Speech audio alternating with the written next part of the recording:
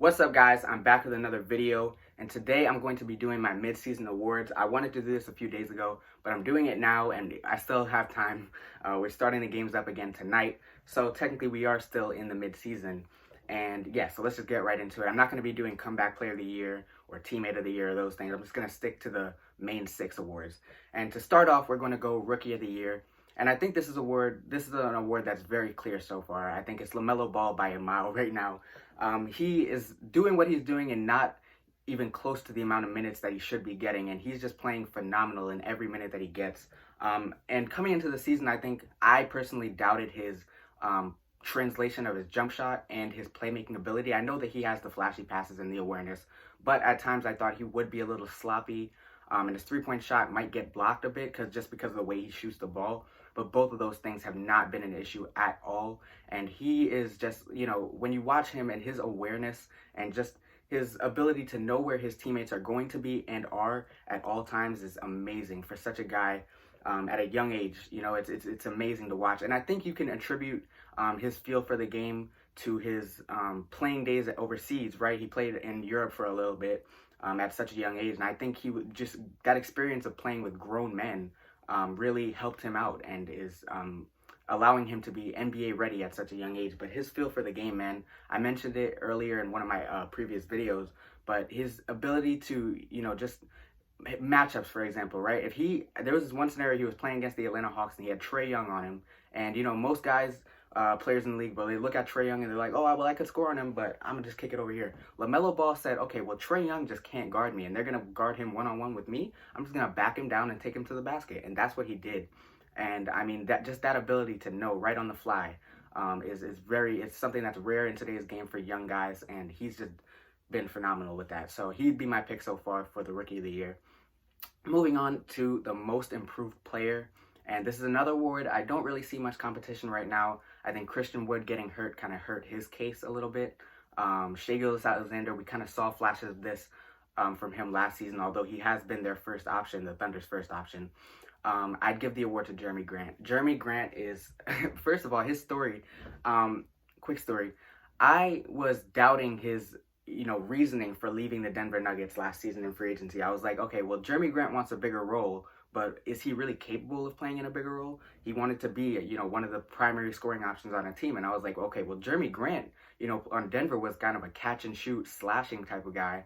And I really don't know if that is, going to translate to a number one option for any team. But he took a gamble, he bet on himself, and he has gone into Detroit and literally become a 25-point per game scorer, which is something I never, ever thought he would be able to do. And maybe Denver Nugget fans would disagree with me on this, but I've never seen him do some of the things he's doing. Pulling up on a fast break, stopping, shooting threes, fade away, step back, all this thing. I never saw Jeremy Grant do this in Denver.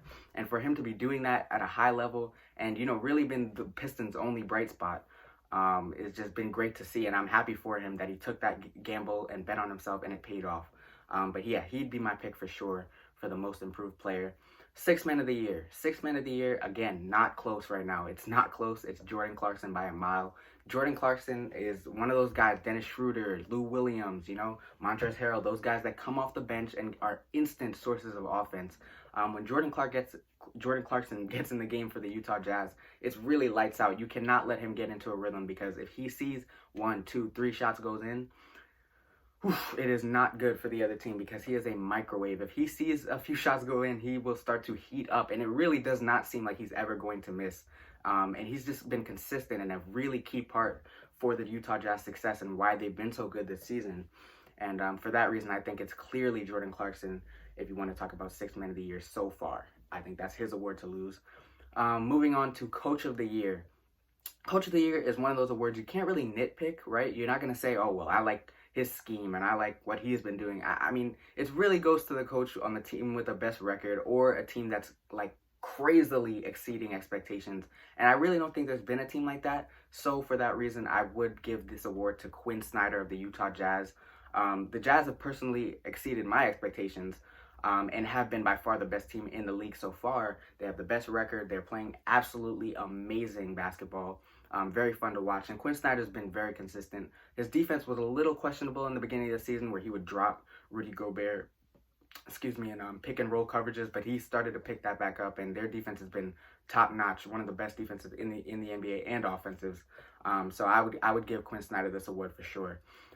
Moving on to the first award that I really think there is a lot of competition for, and it is the Defensive Player of the Year. Now you have Miles Turner, who some people have tried to argue, LeBron James, which I wouldn't argue, but some people have. But the two players I really think that are fighting for this award right now are Ben Simmons and Rudy Gobert. And for me, I would personally give the edge to Rudy Gobert.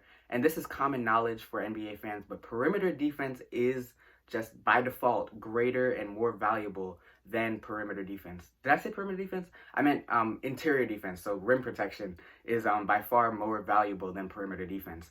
And so Rudy Gobert automatically is a more valuable defensive player than Ben Simmons because what he's able to do and controlling the entire painted area and dissuading guards from coming in, it allows the guys on the perimeter to play more aggressive because you can't play more aggressive and gamble for steals and play up on your guy if he's just going to get around you and there's nobody that's going to protect the rim, you know? So by default, Rudy Gobert is the more valuable player.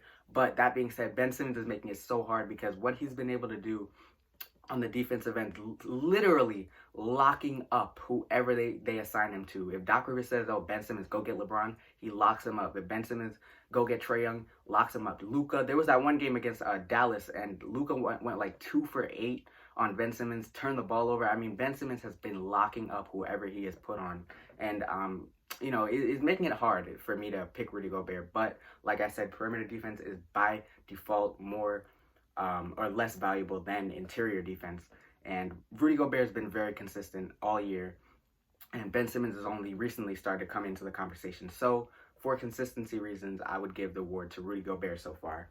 And moving on to the last award, the MVP. And this is an award I've seen people try to make a case for Nikola Jokic, Damian Lillard, Stephen Curry. While those guys are having incredible seasons, their team is not really at the level of these guys I'm about to mention. They've been a little bit underachieving, you know, especially for Denver and Portland. But the three guys I think that are in the lead for this award right now are Giannis, LeBron, and Joel Embiid. And I think voter fatigue will definitely factor in for Giannis. But for me, I'm just personally giving him a spot in the conversation because he has been phenomenal for the Milwaukee Bucks, and they are a top 3 seed in their conference. But I mean, Joel Embiid has been better, and the Sixers are a higher seed, so I'll just move Giannis out of the conversation. Then you have LeBron James, and I think the real reason LeBron James is really in the conversation is because of his age, and age should not factor into the MVP conversation. It really shouldn't. I know LeBron has been amazing, but that time gap in where Anthony Davis, you know, went down and the Lakers went like 5-5, it wasn't any fault of LeBron's. He was still playing phenomenal. But that stretch where they started to lose to the Suns and to the Blazers, it was like, you know, well, that kind of hurts his case. And for Joel Embiid, man, he would definitely be my pick so far. He has been as close as to dominant as I've ever seen him, man. Just absolutely, there's nobody in the league that can guard him one-on-one. There's nobody that, if you have to throw 2 guys at Joel Embiid because he'll either get fouled or he'll dominate. We just saw him against Utah, you know, and MVP is another award that, you know, it's really about moments as much as it is consistency. You know, you need those MVP moments where the guy will take over and go on a personal 10-0 run or a 15-0 run and get their team back in the game. And Joel Embiid had one of those moments right before the break against the Utah Jazz where he hit the game-tying shot to send it into overtime. He was bullying Rudy Gobert. And, yeah, just like I said, dominant. And so, yeah, the Sixers are the best team in the Eastern Conference right now, although they might fall out of that 1 seed to Brooklyn as they just got Blake Griffin. But thus far, midway through the season, I would definitely give the award to Joel Embiid. He's been dominant defensively and offensively. And yeah, those would be my picks so far. If you like the video, subscribe, leave a like. I'll be back next week. And yeah, until then, peace.